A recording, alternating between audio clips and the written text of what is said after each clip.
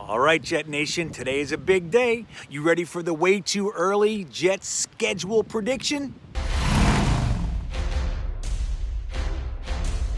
All right, Jet Nation, like I said, this is the day after we found out exactly how the 2020 schedule will break down. I'm excited. Well, I'm hearing lots of varying degrees of either excitement or terrible doom and gloom and fear.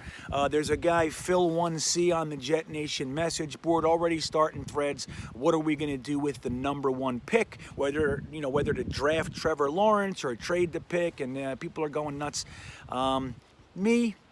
I don't think we're getting any number one pick next year. On the schedules, this schedule doesn't scare me like it does everybody else.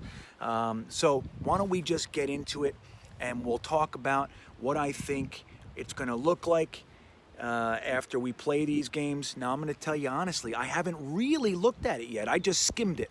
So I don't really know. I haven't actually gotten into these games, so you're going to go there with me, and we're going to do this together. So week one, the Jets are heading up to Buffalo. It's revenge time. They squeaked out of MetLife Stadium with that damn win after Vedvik, the kicker supreme, blew the game for us while Sam Darnold muscled through mono. We had him beat. It was 16-0 at one point. My poor son in his first home opener ever. He was so excited. He's like, how can we possibly lose? And once it started, us Jets fans, we know what it looks and feels like. People are getting up. We're leaving. We know. My son got a nice education in Jets fanhood that day. But this is revenge week. The revenge game. And we're going up to Buffalo. Sam Darnold plays well up there.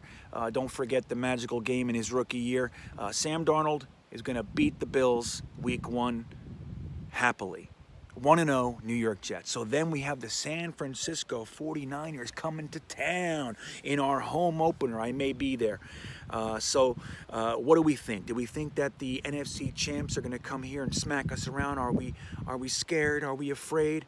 I'm not. I think that Jimmy Garoppolo is average at best. I think they're going to have what we like to call the letdown season. Yeah, I know they had losing years. They had the number 2 pick, and then they went right to the NFC Championship game. Good for them. Happy. They're losing when they come to MetLife Stadium, and the Jets are going to be 2-0. Then we go to Indy. Oh, Indy. Indy signs Phillip Rivers. So are we afraid of Phillip Rivers? Are we? Are we afraid of Phillip Rivers in Indianapolis wearing a horseshoe on his head? He couldn't get it done in San Diego, couldn't get it done in Los Angeles. So why are we so afraid of him in Indy? 3-0 New York Jets. You like this? 3-0, Adam Gase. What are you doing? Denzel Mims, 4 catches, 2 touchdowns in Indy. You heard it here first. So then the Nope. Oh, the Broncos. Oh, they're scary. Aren't the Broncos so scary? Drew Lock and all that. Let me just say this. Screw the Broncos. 4-0 New York Jets. This is how it's going. I'm serious. I'm serious. Now the Cardinals. The Cardinals are coming to MetLife Stadium. Really? So we have two home games in a row there. So the Cardinals are coming to MetLife Stadium. Now let me be real square with you. This is a team that actually scares me. What team besides maybe the Ravens is doing a better job building around their quarterback? That DeAndre Hopkins trade, mwah!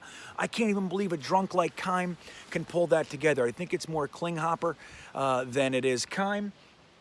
But I got to tell you, that team they're working it out. They were able to draft Isaiah Simmons with their first overall pick and still get Josh Jones in the 3rd.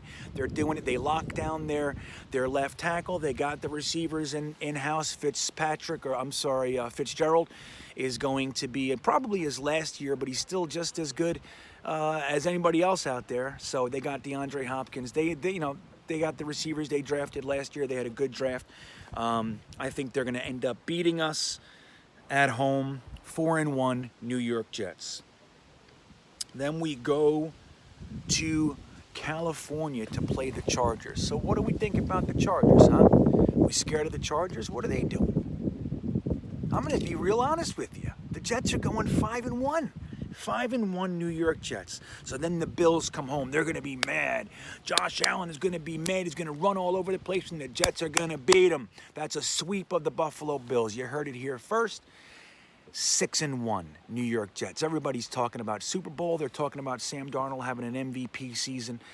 You know how New York gets. They're painting. They're lighting the Statue of Liberty green and all that stuff. The Giants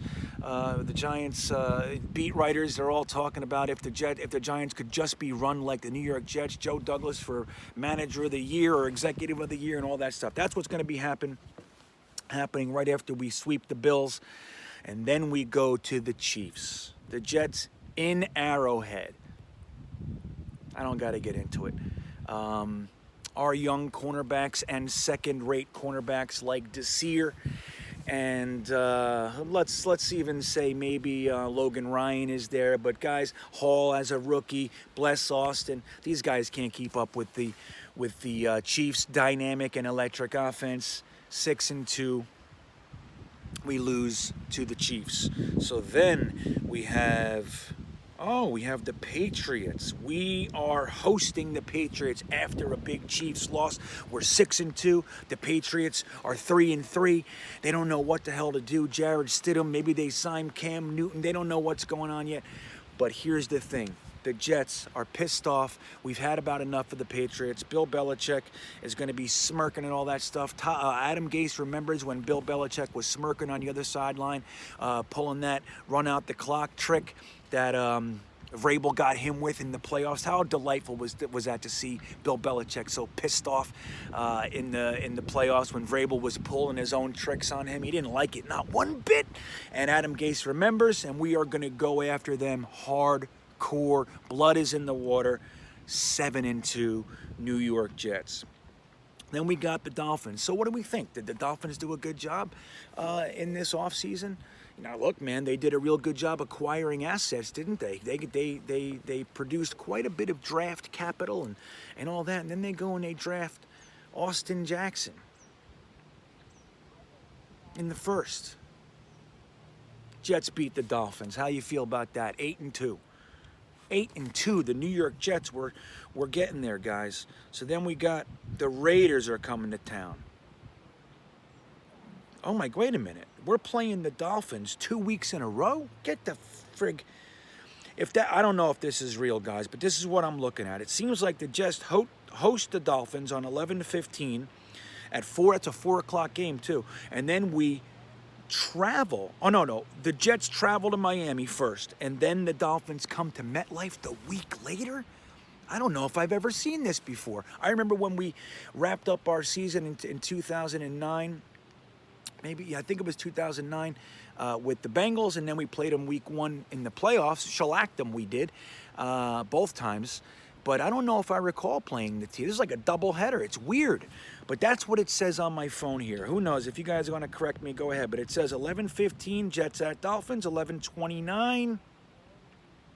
Is that our bye week? Yeah, that might be our bye week. But that's still interesting. 2 games in a row we play the Dolphins. That's interesting. We're going to kick their ass in Miami, and we're going to kick their ass home because Austin Jackson sucks, and Zuniga is going to love it. And Bryce Huff, you'll see. Bryce Huff's going to get 3 sacks that game. Then we have the Raiders traveling to MetLife Stadium. Oh, the Raiders faithful will be there.